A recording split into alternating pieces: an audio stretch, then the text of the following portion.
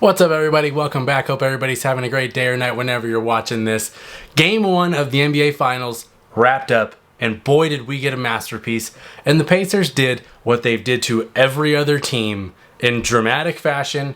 Comeback win, Game 1 dub on the road in Oklahoma City, down 15 or whatever it was in the fourth quarter. And they just, last 4 minutes, completely different ball team. They just go absurd. They see the clock hit 4 or 5 minutes and it's time to go sicko mode. They're crazy. It's crazy to think that they've done this like 4 or 5 times in one playoff run. And I want to talk real quick. We're going to do the Tyrese Haliburton bit right now just to get it done. He's having the greatest clutch run I've ever seen in my life. Ever. I watched Prime Kobe. I've watched Prime Bron. I've watched all the greats in the last 20, 25 years. None of them have had a run like this in terms of clutch and just game winning, just bonkers types of plays. It's really amazing. When you look at it, we have a game winner against the Bucks. We have a game winner against the Knicks recently, right? Game 1 where he does this. We have a game winner against the Cavs. We have a game winner now against the league's best defense in the Thunder on a pull-up midi. We're doing Tyrese Haliburton quick and off the rip here because his play style is probably one of, if not the most fun to watch of point guards in today's NBA because of how fast it is and how selfless it is. He is the guy, if you want to watch fun basketball, that's the guy you watch. You got a lot of hate from Richard Jefferson for some reason about tour dates and everything. Well, if I'm hitting game winners and shooting tour dates, I'll take it because I still won the game at the end of the day. And tour dates is kind of stupid to me because that's meant for more of like 3 out of 18 or 3 out of 23, not 5 out of 12. That's like barely below 50%. So I don't know. I think that's stupid. But Tyrese Haliburton, my God, take a bow. You are on the clutchest run I've ever seen in my life. But let's talk about this game, right? I had to watch it back because I was watching something else. And ultimately, I'm glad that I went back and watched this because I still have no idea how the Pacers won this game. This is, maybe you're calling it devil magic, whatever you want to call it. It's absurd. They had like 20 plus turnovers. They're throwing the ball all over the court in the first half. They just played probably their sloppiest game in a few weeks, at least, maybe of the postseason, against the league's best team all season long and managed to win. I'm not knocking the Thunder in this video at all because I still think they're legit. I think this series is far from over. We've got at least 5 more great games coming to us. I thought this was a 6-game series. I did predict Thunder in 6. Ultimately, I'm not feeling as confident in that because I thought, and I still think it to a very high degree, the Thunder are one of those teams that like kind of feels out teams a little bit and like they have another gear they can hit. But the Pacers just flat out robbed them of this game. I bet you the Thunder feel a lot like the Knicks felt last round. And ultimately, I still think we will get a much better bounce back game from the Thunder in game 2. But ultimately, if they don't win that game, it's scary hours in Oklahoma City. There's definitely panic going. The panic button's pretty close to getting pushed, DEFCON 5 type stuff. So I think the Pacers I'm going to look back at the statistics, and this is just box score stuff, but the amount of turnovers they had, they didn't shoot it that great from what I remember. This was like a yucky game for them.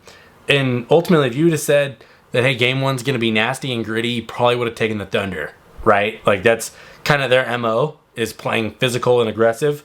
And like I'm looking at it, what do we got here? Turnovers for the Pacers, 24 turnovers.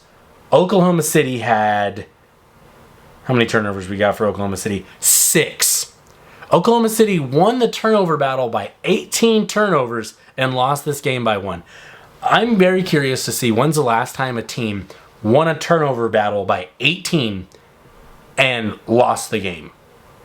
And I'm putting this as, I'm not knocking OKC. I just think it's super special what the Pacers did. They're the anomaly every single series they've played. And I think the craziest part is OKC had 16 more shots than the Pacers did.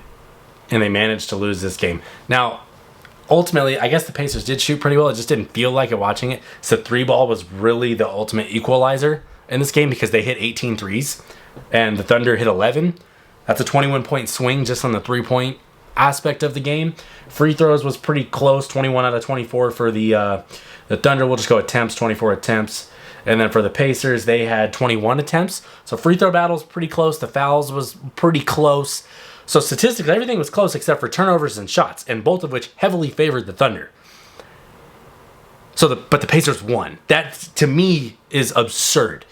The 3-point, it just goes to show what that 3-point line does in an NBA game at this point, to where you can have 16 more shots and 18 less turnovers, and you still lose by 1 because they hit 7 more threes than you. That's just some stuff, right? That's just some generational stuff that we haven't seen in quite some time. OKC shooting under 40% from the field. I wouldn't bet on that again for at least a couple games. I don't think that the odds of them repeating that right away are very high. Now, the Pacers shooting 46% from 3. Are they going to repeat that? I don't know about 46%, but they've been a really good 3-point shooting team for quite a while now. They're just one of those teams that can light it up from there. And it helps when you have Haliburton who can let it fly from there. And then obviously you have this game where Obi Toppin starts it off kind of rough, where it looks like he's trying to find his way, and then at the end of it he has 5 threes. It's a game of swings. I think one thing that we could point to, as obviously OKC just didn't make a lot of shots, right? They made less shots ultimately than the freaking Pacers did, right? But they only had 13 assists, right? It was 13 assists is what they had, I believe. No, 14 assists. I'm sorry. 14 assists on how many made shots? 14 assists on 39 made shots. So 25 of those shots were unassisted, which means they're probably one-on-one, maybe transition stuff too, but probably one-on-one, not creating an open look for another player. That's kind of rough. On the flip side, you have the Pacers, who had 39 made shots, but they had 24 assists. They have 10 more assists, 10 more shots that were easier to get to than the Thunder in all likelihood. So I think shot quality and shot profile is going to be important for the rest of this series. And ultimately, the Thunder, you should have won this game. All things would point to saying that you should have won this damn game. Anytime you have 18 less turnovers and 16 more shots, everything would say you're probably going to win. I don't even know what the offensive rebounding looked like, but looking at the, let's see, we got 13 for the Pacers and 10 for the Thunder. So they got a little bit outworked on the offensive glass on each side of the ball. So ultimately, that's something they can clean up. And the one thing I was very surprised with, I'm transitioning this to the Thunder, is Chet Holmgren only playing 23 minutes. I don't think he was in foul trouble because, he had 1 foul. I know he didn't shoot the ball well, but 23 minutes for your third best player, not exactly optimal, in my opinion. You got, we had 39 seconds for Kenrich Williams, 4 minutes and 10 seconds for AJ Mitchell. Do we really need those minutes? If you're the Thunder, this is it right here. You should be playing probably 9 guys. I don't know about 11 deep, but you look at the Pacers' flip side, they played 10 guys. Thomas Bryant only played 8 minutes. That was really just to spell Miles Turner. And then when they went small, they obviously did that with Pascal and kind of rotating Obi Toppin and doing things like that. But the Pacers, they only played their bench. Toppin played 25 minutes. That's a crazy stat. Toppin played more minutes than Chet Holmgren in this game. That's pretty wild to me. I know Caruso's going to get his burn because he's very damn good, fills up the stat sheet, makes winning plays. But Obi Toppin playing more minutes than Chet Holmgren it's nothing to the Pacers. It's a red flag to the Thunder that another team's 6th or 7th best player just played more than your third best player in a clutch game where the game was never completely out of reach. So it wasn't like a blowout, like the Thunder were just on top and then they just collapsed or anything like that. It wasn't like they were up by 30, right?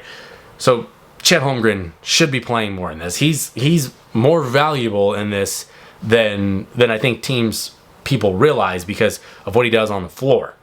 The Pacers are not a smash mouth down the lane over and over and over again team. That's not how they play. So Chet Holmgren, taking foul damage and things like that, that's not really a word. It's not really a threat when you're playing them. So Mark Daigneault, a lot of this would come back to you, I think. I think a lot of this does because when you don't play your third best player that much it's probably pretty pretty reasonable as to why you didn't win this game. And I mean, J-Dub shoots 6 out of 19. We've seen him have struggles in previous series for games, but ultimately he's been better as the series have gone on. So I'm curious to see how he bounces back in game 2. They need him to be a legit scoring option and creating for others, because I mean, we look at it, Shea's got 38 points on 50% from the field, right? Or 47% from the field. Shea plays great, scoring-wise, but he only has 3 assists. They need somebody else to create looks, because while Shea is a good creator, he's not like Tyrese Haliburton, where you're just finding the open guy over and over and over again. And granted, Haliburton only had 6 assists in this game, but this is not to put one guy above the other. I'm just saying that SGA is a great scorer and a good creator, to where they need J-Dub to be a good scorer and also a really good creator to offload that pressure and to make shots easier for other guys. They just need to get easier looks. And they struggle with that at portions during this playoff run, but they figured it out. So I'm curious to see if the Thunder are going to be able to figure that out. It's only one game. It's a huge game that they blew. And if the Pacers are able to build off of this, because it's a huge game that they stole. So ultimately, we're in for a great finals. I thought we'd be in for a great finals because these teams contrast each other so well. And I think we're going to get a lot of fun games. Ultimately, OKC, the ball is in your court. What are you going to do? I think they have a big bounce back game in game 2, where I don't think they shoot 39% from the field and not be able to hit a 3. So I think we'll get a better version of them in game 2. The question is, can the Pacers bring out the best version of themselves? Because the Pacers played like shit. Or like just straight up, they played bad in that game, and they managed to pull it out. So credit to them for that, hanging in there and not giving up, as they haven't done all freaking playoffs.